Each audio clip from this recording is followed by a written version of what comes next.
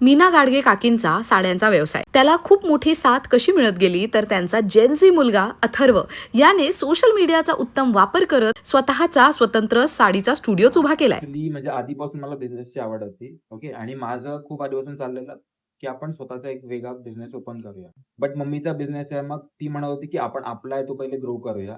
Okay. Then after तू तुझं काय करायचं ते करू शकतोस. मग मी पण याच्यावरती फोकस केला आणि दॅट्स व्हाय मग आज आपलं एवढं नाव बिल्ड झालं. तुला तुझ्या स्टोअरमध्ये म्हणजे मम्मीच्या स्टोअरमध्ये अवेलेबल असलेल्या साड्यांची माहिती आहे का? माहिती आहे. सगळं माहिती आहे. Which is your favourite one?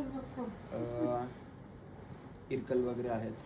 ते सगळ्यात जास्त म्हणजे आपल्याकडून सेल होत आहे.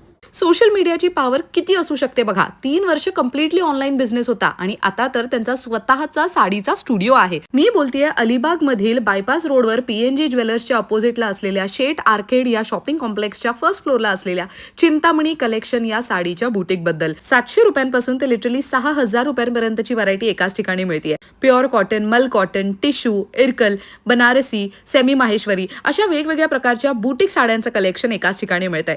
मोस्टली सेलिब्रिटी व्हायरल साडीचं कलेक्शन बघायला मिळू शकतंय. ऑर्डरसाठी स्क्रीनवर नंबर देते आणि यासंबंधी मोठा detail video Aishwarya Pewal blogs या यूट्यूब चॅनलवर नक्की चेक करा.